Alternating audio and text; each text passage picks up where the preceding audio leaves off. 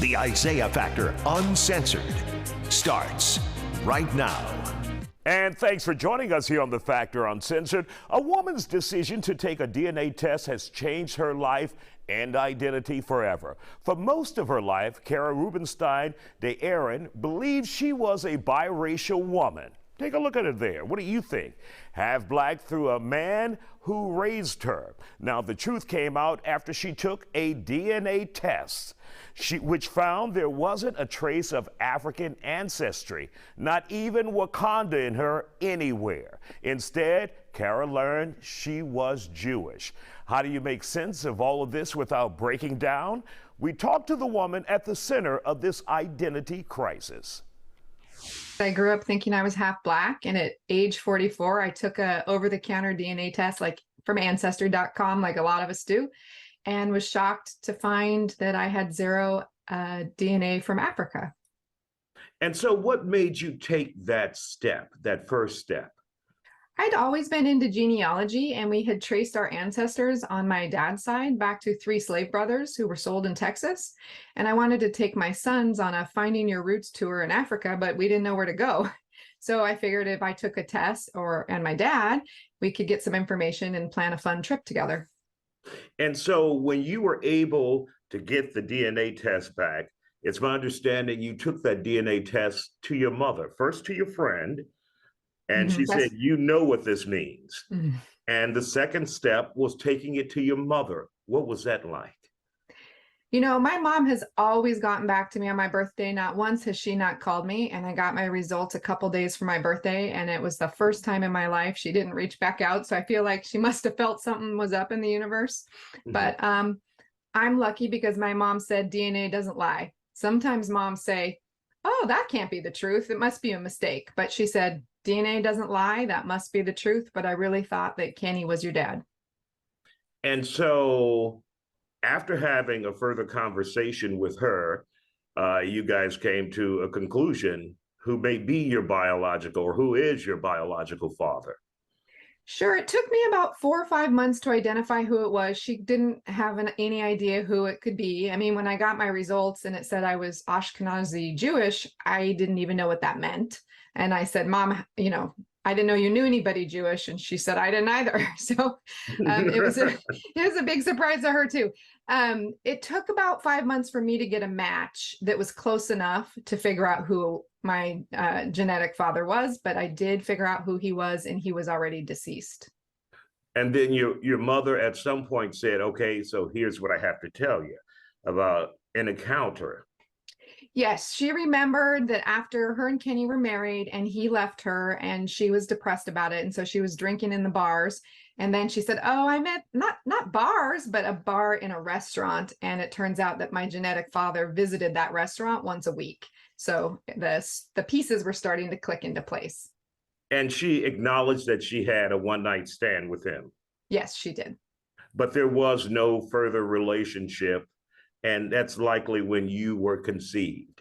That's likely when I was conceived, yes. And my dad had come back, and they had one last, interlude together when he picked up his stuff. So that's when she thought I was conceived. She didn't When realize Kenny it. came back. Yes, exactly. The black father, yes. Yeah. And so was it difficult also knowing, we all hold our parents in such high esteem. And you're like, Mom, you had a one-night stand? What's that about? It was so long ago. We're all human, right? We all do things. Right. And I grew up, my Kenny was a heroin addict, and I grew up thinking I had 5 different siblings, all by different mothers on his side of the family. So I kind of have a broad idea about what family is, and we're all human. And so that the one-night stand thing wasn't really the focus for me. It was, oh my gosh, my dad's not my dad. Who am I? Who do I look like? Where do I come from? What does this mean? What's my medical history? I mean, that list can be very long. And then the one-night stand wasn't just at the top of that list at all. No. And so when you found out who your father was, did you reach out to his family, and was he still alive at that point? My father, Sam Rubenstein, was deceased, and I did reach out to the family, and they chose not to have contact with me. Damn, what was that like? It's hard to be rejected. You know, it's hard. You think, what's wrong with me? And why do they not want to meet me or my kids? But you have to understand that everybody's different, and you know, maybe someday they'll be ready to meet me and my family.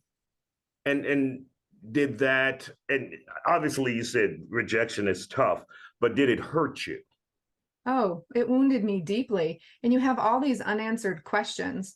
I'm really lucky because my father was in the newspaper a lot, and my genetic family said, well, go read about him. And I did. So I could get some of my questions answered. You know, my mom was always like, why are you like that? Where does that come from?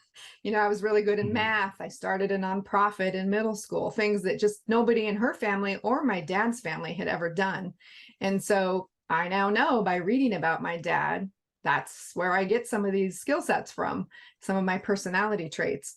And there were some pictures in the newspaper. So I now know who I look like, which is really important because once you have a discovery like this, the mirror is your enemy. You don't want to look at it. You avoid it because you're a stranger now to yourself.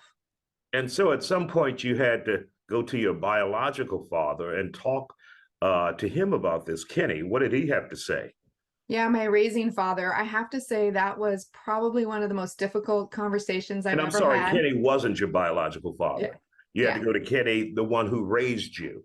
I Okay. did. He had taken his test after me. I got it for Black Friday, so I took mine right away, but I gave him his for Christmas. And I didn't want him to get those results, you know, on his own when he opened up that little email that says, hello, you know, here's your results. And so I went to tell him, and I just sat there, and he could tell I was upset and distraught. And I just burst into tears. And he said, whatever it is, baby, we'll get through it. It doesn't matter. And so I told him, and he said, oh, that's it. You're still my daughter. So it was really special for me that he did that, because I know Great. people whose fathers reject them. So, and do you think he may have had some inclination, or did you think he may have known somewhere deep inside? maybe, but I don't know. So like I said, I had 5 other siblings. Some of us had Black moms, some of us had European moms. And Dad just said, you know, if a woman says they're mine, then they're mine. And that's that. That's great. That's great. That's great for him and great for you.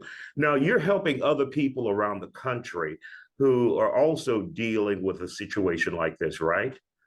I am. You know, when I got my discovery, I'm like, who grows up thinking they're half Black and learns they're not? You just feel like you're all alone. And it's such a crazy thing to have happen to you. I mean, I know a lot of people tell me now, did you not look in the mirror, girl? And it's like, yes, I did. But my parents told me that that was my truth. And, you know, we believe our parents. And of course, now that I know what the truth is, of course, I look in the mirror and think, well, how did I believe that? But for 44 years, that was my truth. And so we started an organization, myself and a few other people who've had similar experiences, called Right to Know. And we help people through mental health work, education, and advocacy. So everybody can feel that they're not alone. I'm the product of a one-night stand, which we call an NPE, or non-paternal event. But people also make these discoveries because they're adopted, or they were conceived through assisted reproduction, like sperm or egg donation or embryo donation. And, you know, a lot of these secrets, people thought you'd never be able to find out. But there's no such thing as secrets anymore like this. No more secrets. You never know what you're going to get here on The Factor.